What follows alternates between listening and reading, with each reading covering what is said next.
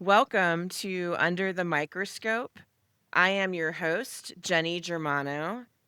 Thank you so much, everyone, for joining me today.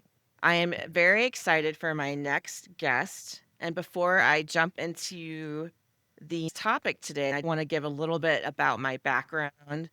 I started in the cannabis industry in 2009 in Colorado, running and operating vertically integrated cannabis operations. In 2015, I founded my company, ICS Consulting, and I help operators launch their facilities across the United States for the last 10 years. If everyone could give a warm welcome to my guest, Shahar Yamay. He is the CEO of Hefestus USA. Welcome, Shahar. Thanks for having me. No, thank you so Happy to be here. much. Yeah. Before we dive in, why don't you go ahead and give our listeners a little bit about your background and how you came into the cannabis industry? Yeah. So Festus is a global company now. And my father established the company in 1993. And we're a food packaging automation company, food and pharma, I could say. And in 2013, the biggest operator in Israel came to my father and asked for automation for the pre-roll line and for all kind of lines, by the way. But we focus on the pre-roll line, and we've been R&D in this since 2013. So we got a machine up and running since late 2014. That obviously improved a lot.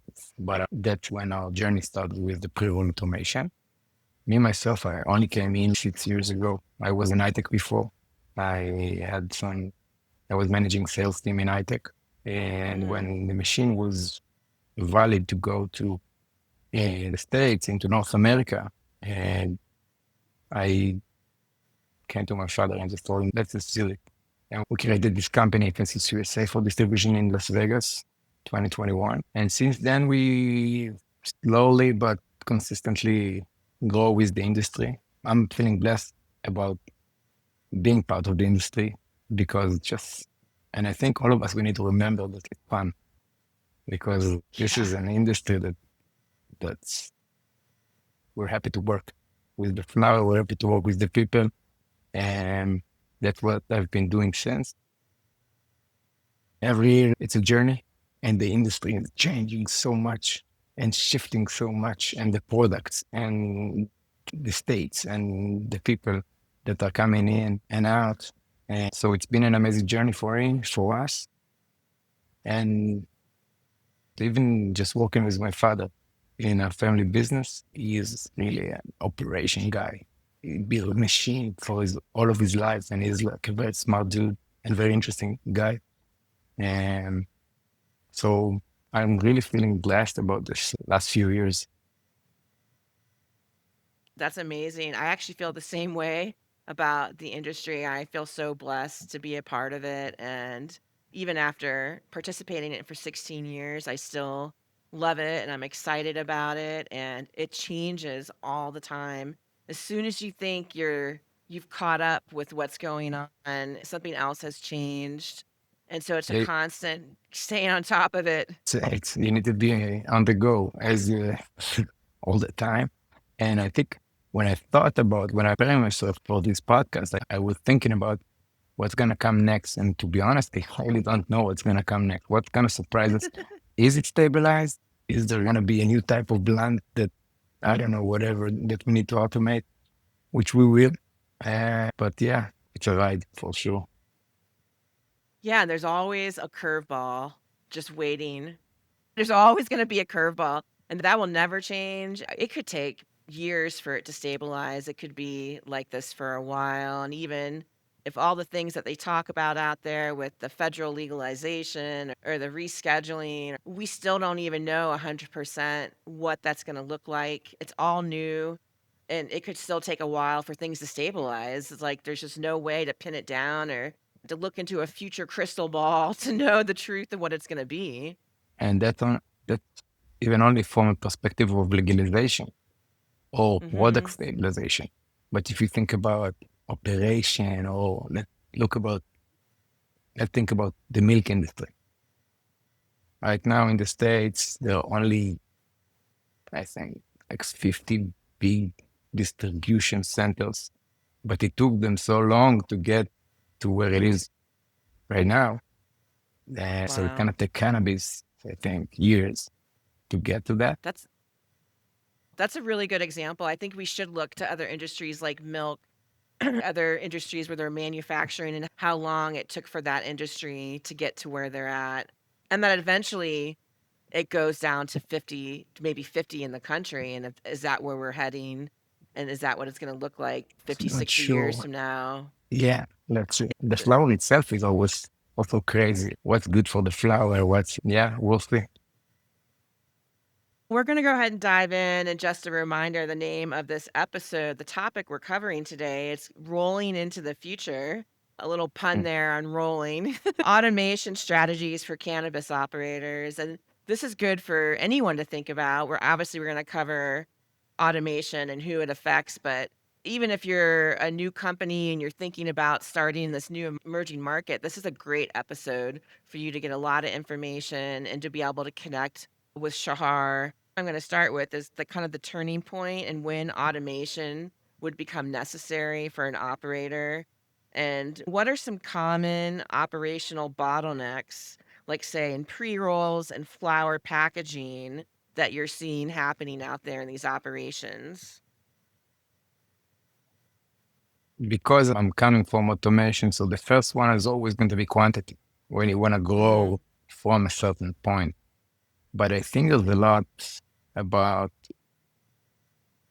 not just the staff itself, but the trained staff, the quality staff to operate this kind of automation or this kind of equipment, or generally, if you're not even using automation, to get to a stable trained staff takes a lot of time.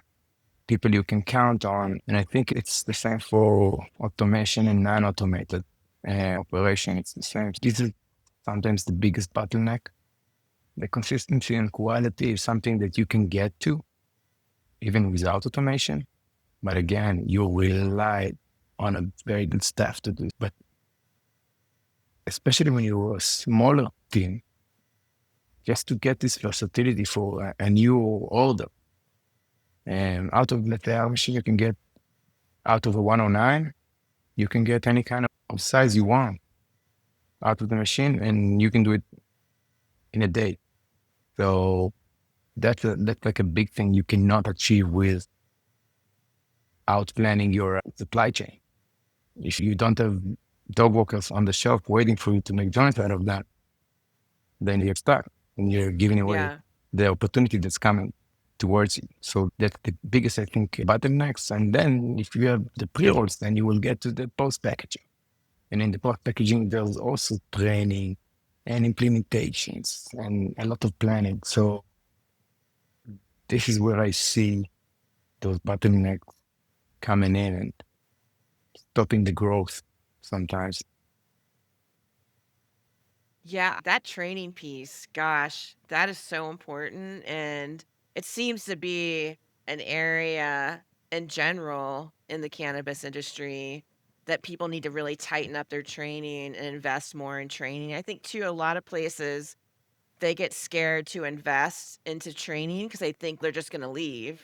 They're just going to leave and go somewhere else. They're not going to be here that long. Why would I invest? But I think to be a serious contender in this industry, I think the investment needs to be in your employees, whether you're automated or not. I think that was a really good point that you Yeah, made. keeping them is almost as important as training them. And I think that's a very good point, like to the point. Always like for us, we're a family, not just me and my father. Yeah. Our employees are also part of the family. So that's a big thing, I think, for a business, any business, not just in. I think that's a good way to look at it. Can you share a little about why automation isn't just for these big operations and how small to mid-sized brands can approach it with automation? I think, especially when we started with those smaller businesses, and because it took a time for the bigger companies to trust the automation. So Mm, those fixed costs are always there for a business. But when you want to take this big order that just came because you were amazing and got it, you need to have some kind of backup for you to do it.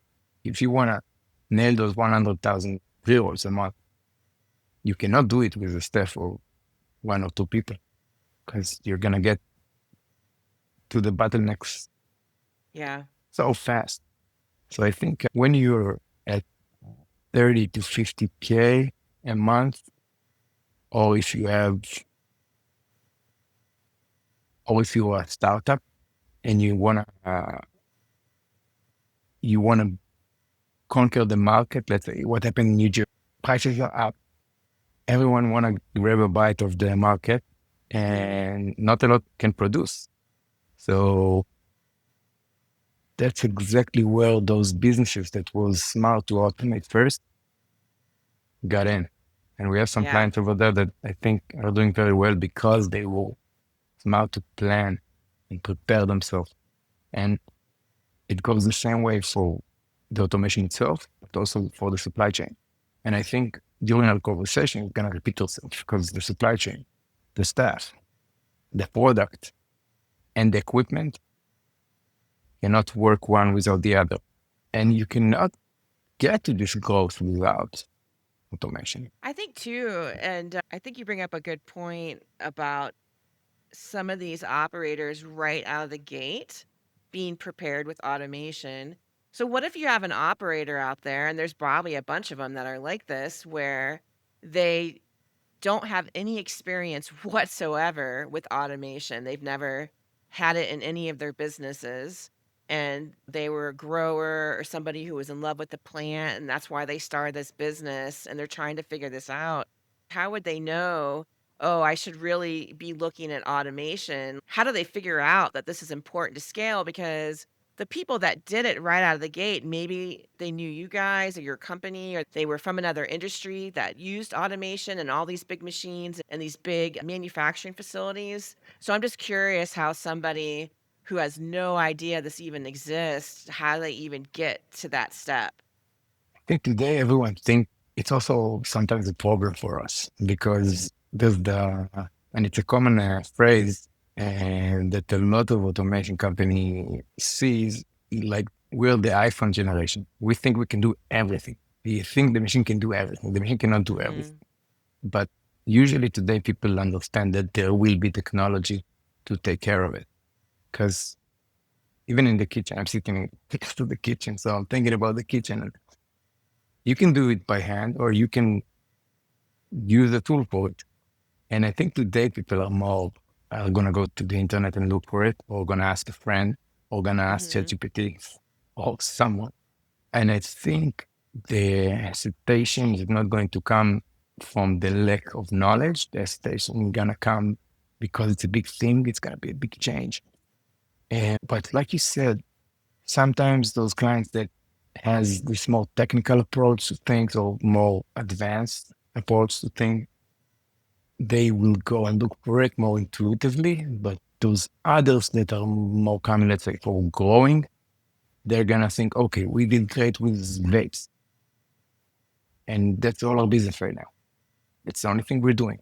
But if we want to get into a new sector like pre-rolls or flower, we need to look for the technology. And I think also your role in the industry is to let them know it's out there because it's gonna help their business, I think. And I think it's a bless for Yeah. I think it's a bless. Yeah.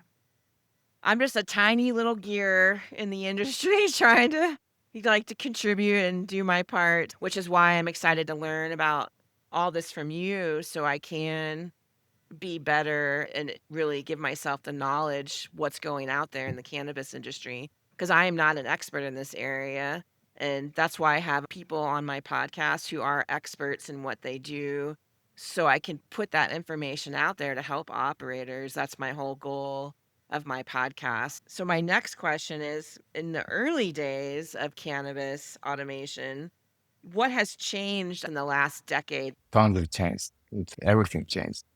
And in the beginning, they used to shake them. That's the only thing that like the shake tables, the vibration Shake, shake, table. Yeah. shake. most of the joints out there today is still made like this. Yeah. And yeah, and I'm not saying it's the wrong way. I'm not saying it's a bad machine. I'm not saying something like that. I'm just saying that,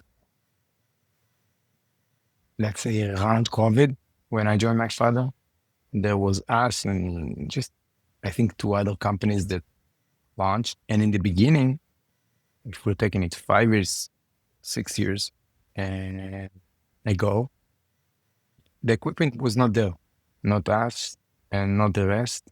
And I think that some disappointments in the beginning are still in the mind of the growers and the operators that think that automation doesn't work Yeah. because they heard from so many friends that it doesn't work. But I see that at least with us, the last 3 or 4 years really stabilized. We can do so much more that we use, like we can do infused material and we can do dog walkers and we can do plants and we can do plastics and wood and obviously there's things that we cannot do. But today, because we're so confident, we lay it out there from day one and we're asking those questions beforehand.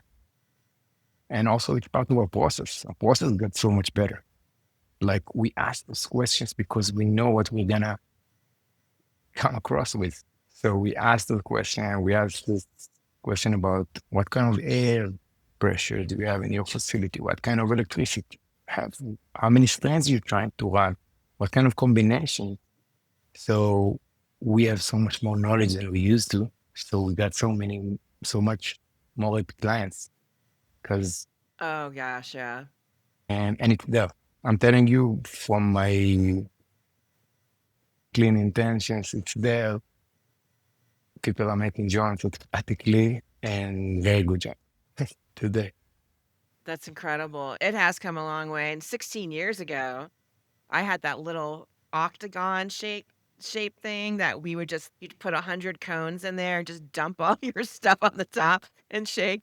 And just by hand, we were a really small dispensary doing that. But now it's like these big machines, like you said, you listed all the things they can make, like the dog walkers and all the different types of pre rolls that are out there. So from your conversations with operators, what are the first signs that they're ready or they're overdue for automation in their cannabis facility? Obviously, we mapped it.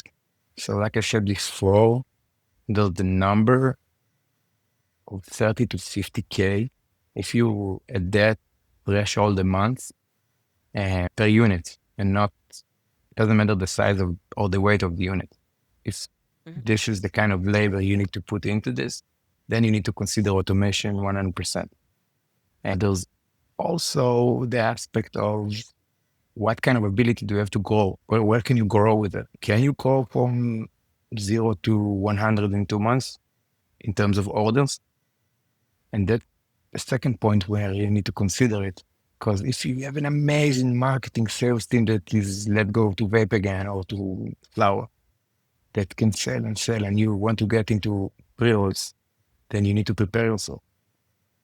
Either you're going to have a 10 or 15 people team that knows what they're doing, that you gathered from God knows where, or you're Mhm. going to prepare yourself with automation or something else, some kind of automatic streamline process. And that's like your second opportunity or like a way that you can know. And the third one, I think, Yeah. if you're a startup and you're coming with money and you know you want to go for pre-rolls, then I think like the second thing, you need to be ready for it. And I think this is a smart investment to get into it when you're ready. Yeah. And I'm looking at my business always because I'm coming from this field. I was born in the facility of my father. So we're coming from metal, we're coming from building things, and we know that if we will not be ready for after MJB's con, let's say, then we're gonna be doomed. And we're not gonna go there. We're gonna be preparing us. So it's exactly the same.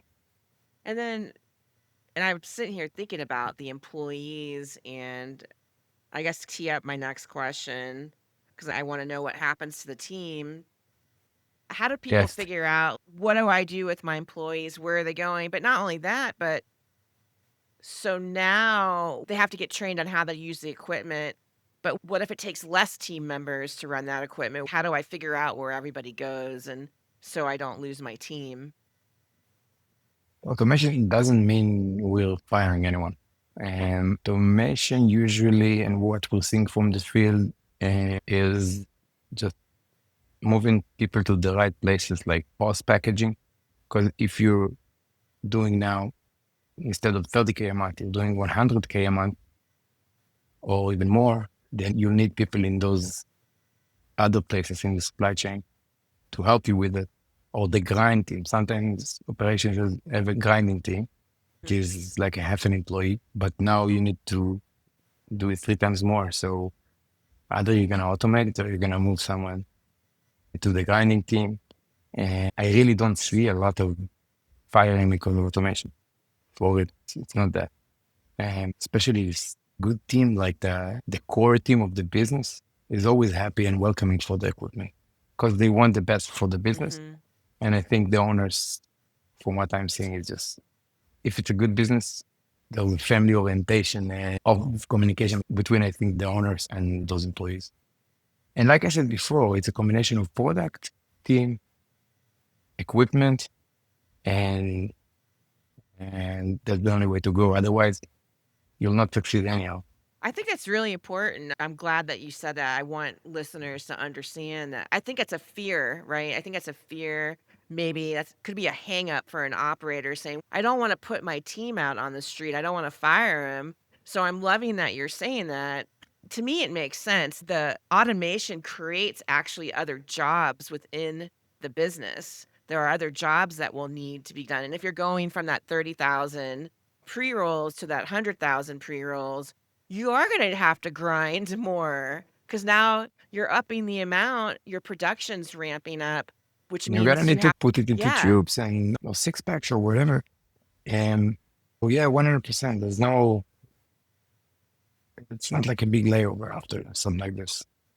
And Yeah, I think it's helpful because I want people to understand this is a positive thing that you're looking at. It's not it's actually a really good thing that's happening for your business, and you're growing, and you're taking the next step, and I think the staff, they're gonna be really happy. I think staff, they want their jobs to be more efficient. Nobody wants their job to be hard. They want it to be efficient so they can focus on doing a good job.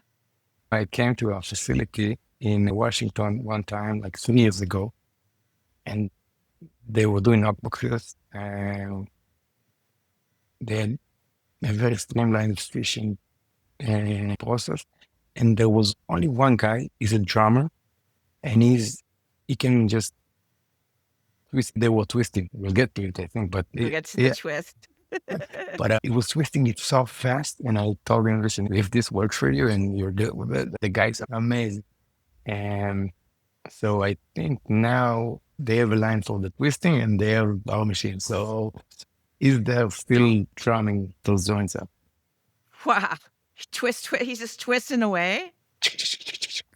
That's Amazing. great. He's as fast as he's a beast. Wow. Yeah. He might even be faster than Snoop Dogg's personal hand joint roller.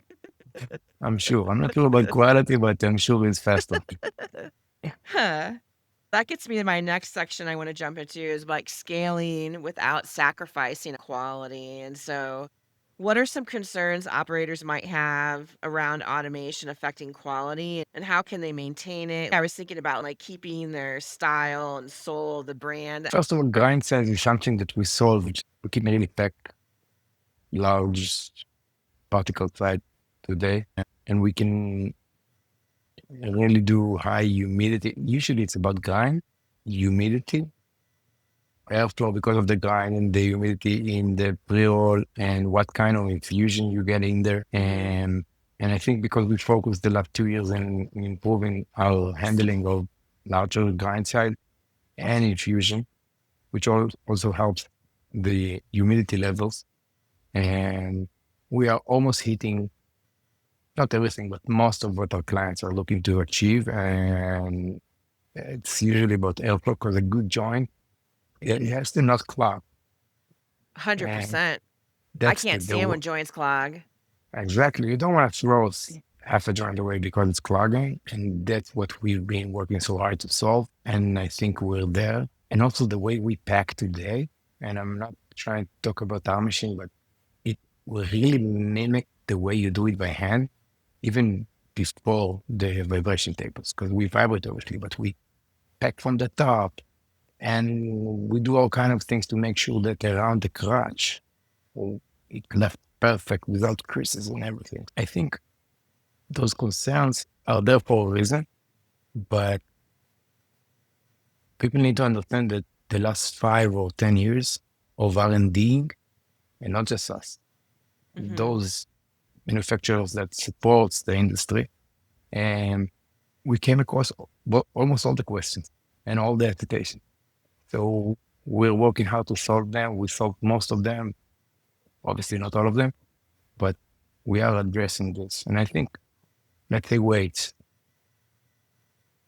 how will the weight will be more consistent if you're doing it with the vibration table rather than a fully automated machine? A fully automated machine is taking care of each and every joint, going through the process. And so I think our clients are telling us that the smokeability is amazing. And I love this word that is, doesn't exist. And I'm well aware of it's not being a word, but smokeability is, end of the day, that's the thing. You need to have a good job. Yeah. It's true. I buy 'em now. I was not the best joint roller. I would Mm. pack them too hard, and then I'd get halfway and have to break it open because it would clog, and then you're breaking your joint open trying to put it in a bowl, so Don't glad tell anyone. Don't tell anyone, but I have very bad joint order. we did tell a couple people because we just told them on the podcast. I will admit that I am not the best, I'm and kidding. I'm kidding. I can't roll a joint. I can stuff a cone, but I'm not even that great at stuffing a cone, and I'm glad that somebody else can do it better than me, and I can just go buy it. And I love the fact too that now where we're at with this equipment that we can include the infusion piece. I did not even realize that. So if I'm infusing concentrates, that is built in to the equipment can handle that part of putting together the joint. Yeah, what we do is we can work with pre-infused material, even sprayed infused, that is being mixed in a tumbler or a centrifuge or whatever. There's a Mhm. lot of methods today. Yeah. And we also help our clients a lot to get their grind to where they want it from our knowledge, because we really see everything vertically. Obviously, we're not sharing secrets or anything, but Yeah. we see everything very vertically. And I think that I'm happy to talk to you about it because I get a lot of knowledge from a lot of operators. And we share this with our clients. It's part of working with us. And they're going to get you something new soon, but yeah. I love it. No, I think it's really helpful. Like I said, I didn't even cross my mind about the infusion part. So can you give any examples of existing operations where the quality improved after scaling? Because I think that's also important to share. Yeah, I think like those, I mean, I think MJBizCon 2023, we've incorporated the scissors into the system. And we've incorporated this for two reasons. First of all, logistics. You can do almost anything out over 109. But what it gives you, it lets you leave the exact amount of paper you want to leave. So you're scaling up, you can do 200,000 joints a month with one machine. And they're perfect because they don't include too much paper in it.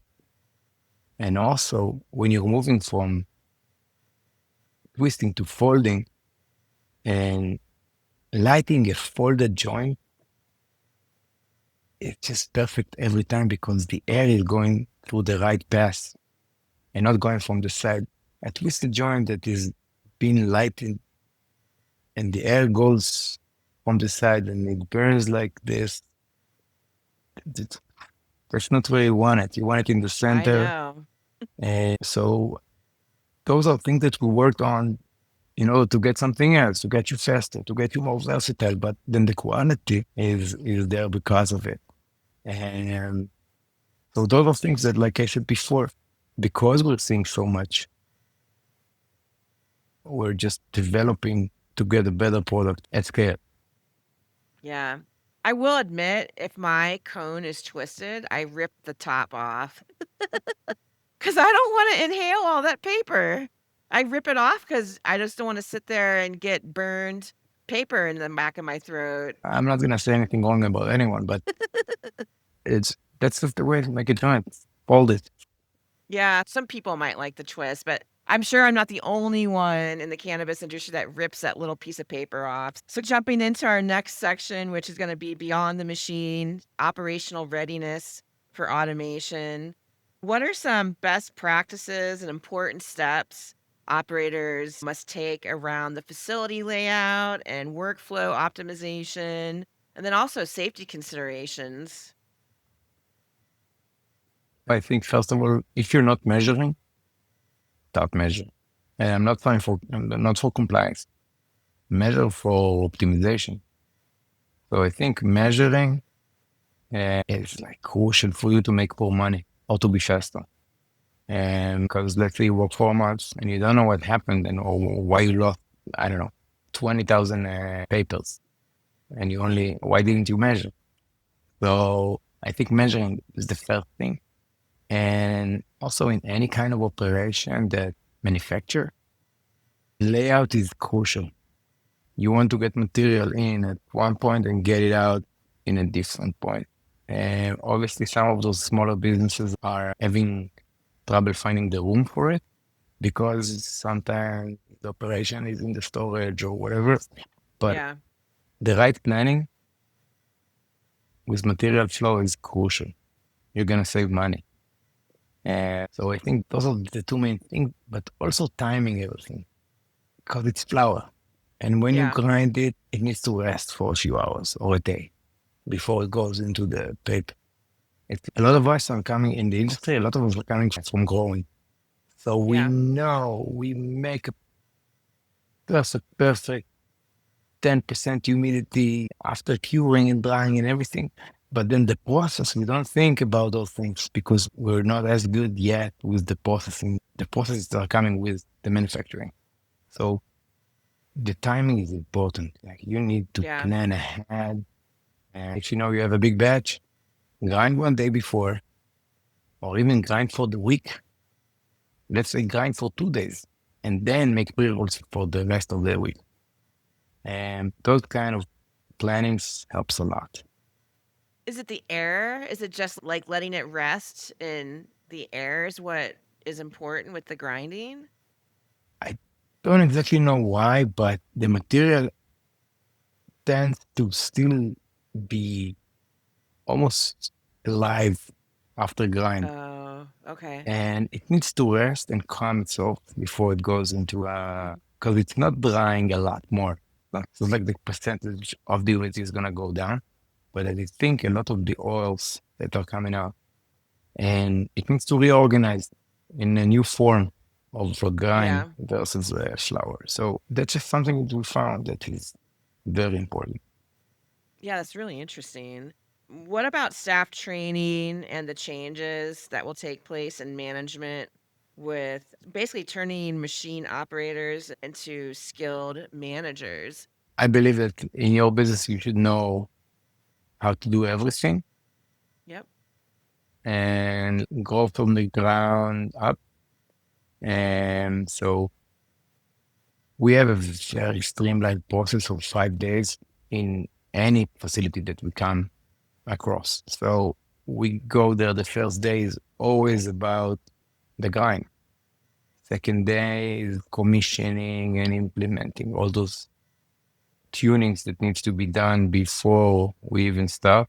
They know the machine by the end of the second day. And then on the third day, they run by themselves.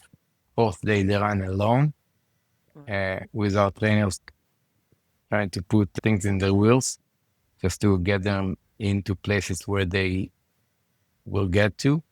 And then we just wrap it up on a Tuesday. So our process starts so much before that because the trainer that's gonna come, the tech that's gonna come to your facility is gonna be the one with you on the phone asking all the questions about the paper and the air supply and the electricity and the room that you have there, and what kind of, yes, AC, no AC, how dry it is, electric, how do you call it?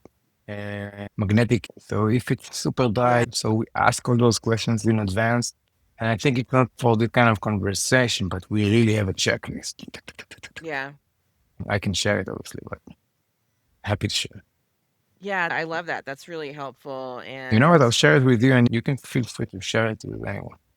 What kind of yeah, questions? if somebody wants it, I'll be more than happy to share Yeah, it. I think definitely. I I think, like checklists are really helpful because it really gives you an idea of what you have to plan for and what you do. And I liked all the things that you listed that happens over that 5 days and that you start with the grind, right? Number one, and then you work your way through it. And it sounds like it is a very, how does integrating automation work into everyday operations, like with compliance? What about the seed to sale tracking? A lot of the compliance rules and regulations. How is it integrated like a big piece into what they're doing around that?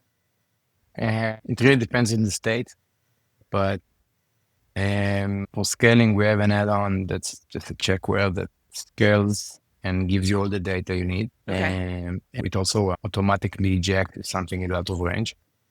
But Oh, okay. yeah, so it gives you data and injection. But most of the rules today in the state are being sampled. They don't Yeah. wait each and every one of them, which makes sense. Because if you look at other industries, no one is weighing every product. That's just not. And also, it used to be a big thing, but today, and I'm not talking about metric, I'm talking about operation. Yeah. Today, the flower is not as costly as it used to be. In the beginning, in California, everyone was about, I need a way to be on spot. I need a way to be on spot. And obviously, no one is giving away a joint that is under.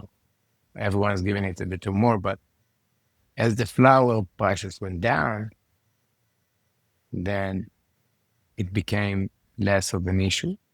In terms of metric, we're supplying with the information. The machine is not yet integrated into metric, and we'll get there. We'll get there eventually.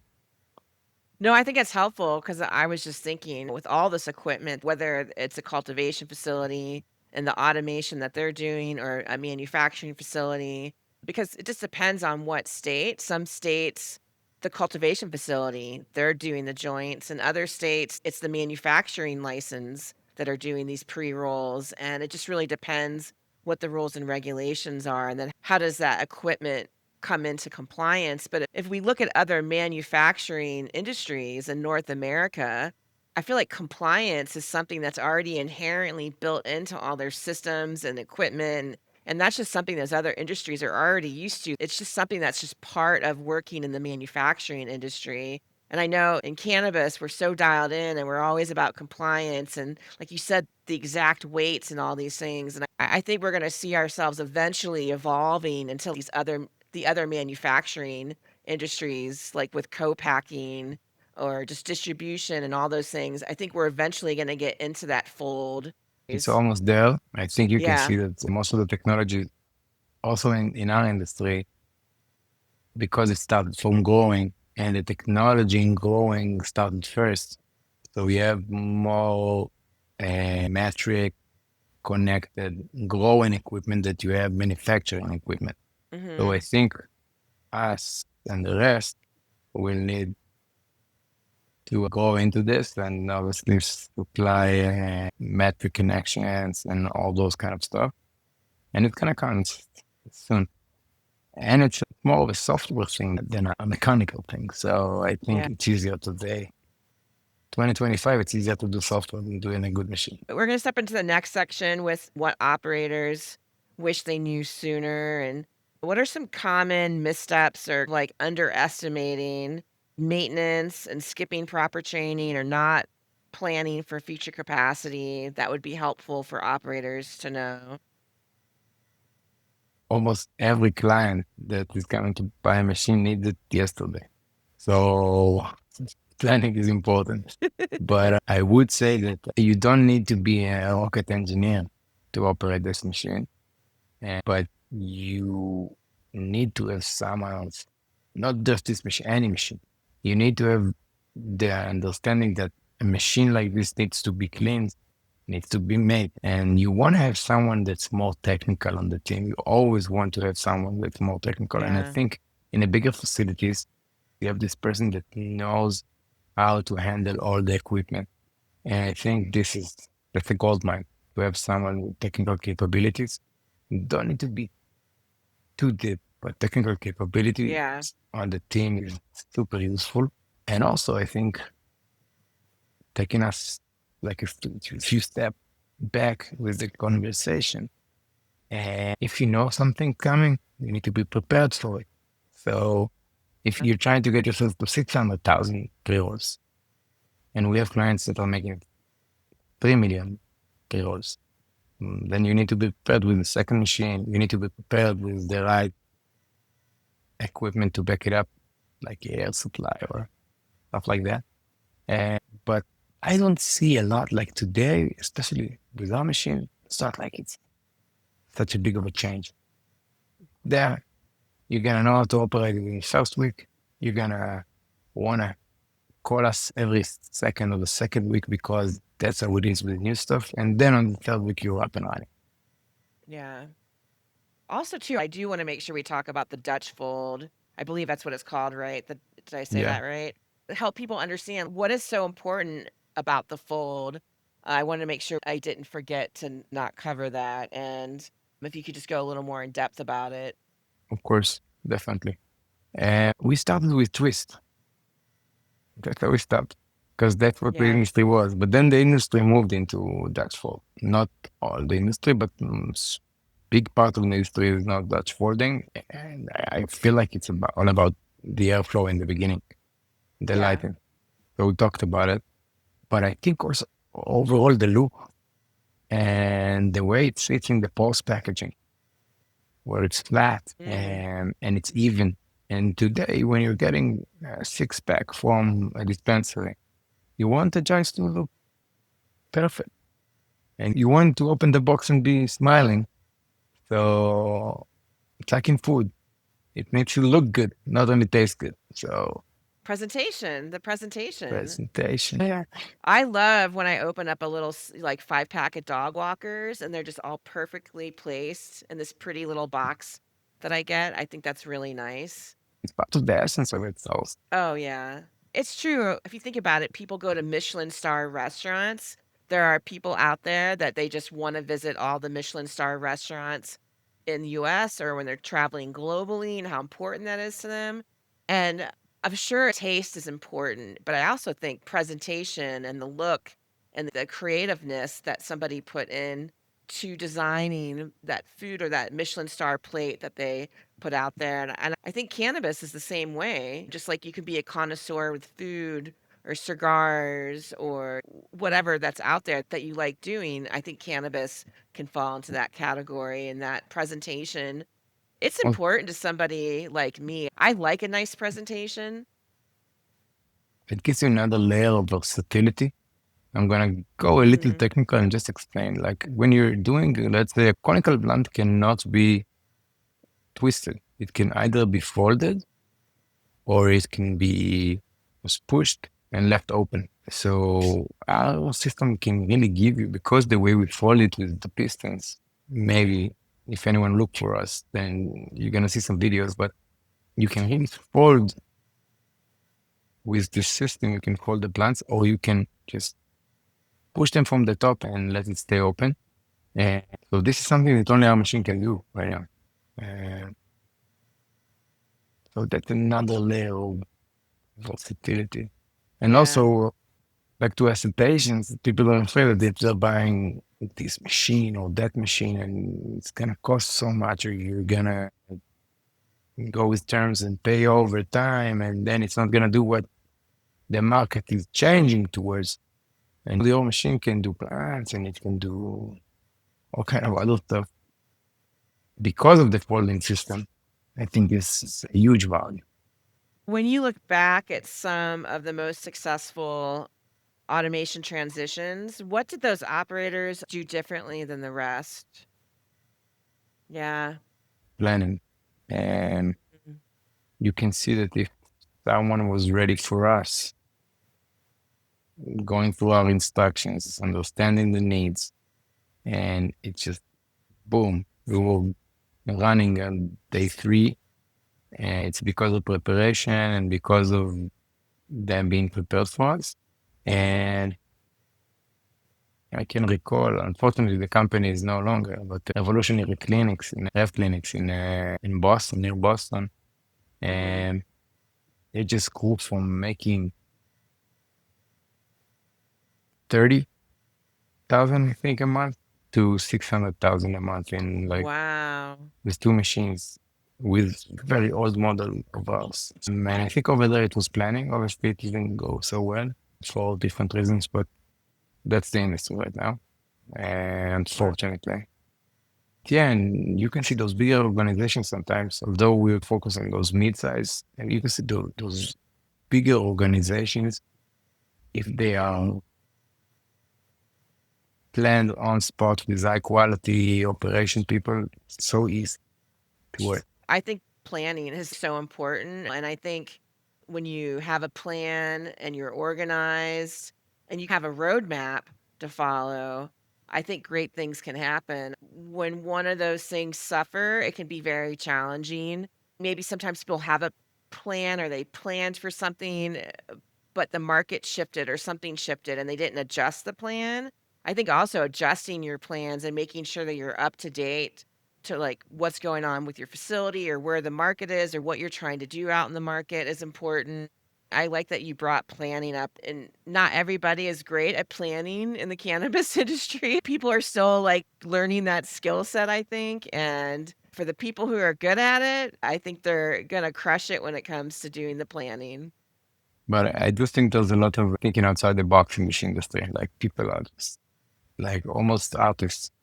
And so the better we get with the planning, this combination is gonna be out of space. Yeah, I agree. And it's gonna save Well, money and time for I everyone, for all of us.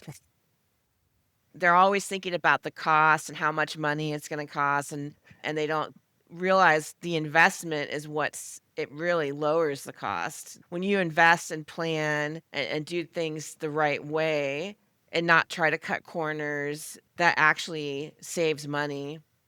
And it just takes me to a trip I had to Jersey with one of our clients, and he thought about buying a machine, spoke with us for a lot of time, and then they needed the money because there was a very hot summer, I think 2 summers ago in Jersey, and their corp got ruined. And then they needed to invest the Oh, money in ACs for all kind of systems to control the atmosphere and on the environment.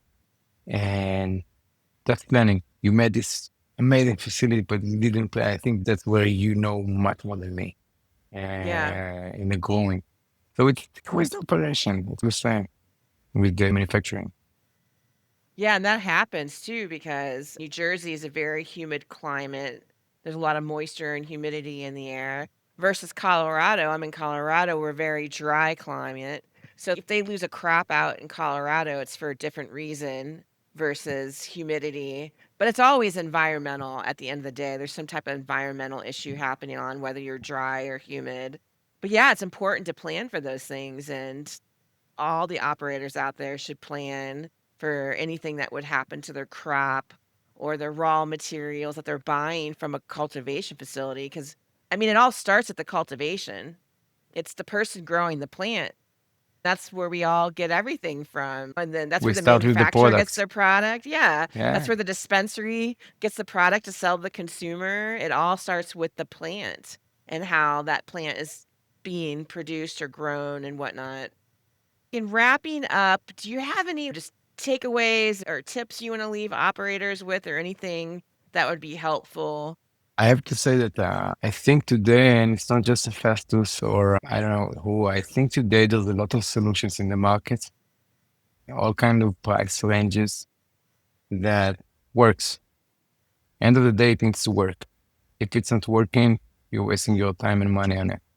And I think operators can be more at ease with the equipment that's out there because most of the companies that are not longer with us. It's for a reason. So Yeah. whoever is still there, they bring value. And I think that's where we are with the pre-roll packaging today, or pre-roll manufacturing. It's looking much better than it used to. And you can see those, let's say, the bigger players are automated. So I think and also the way we build our machine is to have, if you want to go from 1 to 10 or to 20 even, it's doable. So I think plan smart and don't be afraid to automate. I think that's where I'm at. No, I love it, and thank you so much for being here. I loved hearing your story and your journey and about your family and your dad, and that you were basically born on the floor of the facility in your family's business. I think that's such an important story, and thanks for coming on and providing all this information. I believe this will help an operator who's thinking about automation or wondering what the signs are. So, yeah, thanks again for being my guest. I really appreciate you. Thank you so much for having me. I had a great time, and I'm learning as we go, Me too, I'm learning like as all I of us. go. Yeah. Yes. I'll let our listeners know this podcast will be streaming on Spotify, Apple, iHeartRadio, and as well, it will have the video posted on my YouTube channel. So if you want to go ahead and check that out, you can find that at Under the Microscope with Jenny. And I just want to thank all of our listeners for joining today. We really appreciate you for tuning in every week and listening and checking out all the different guests I've been having on. So thank you so much. Thanks again. Yeah, thank you.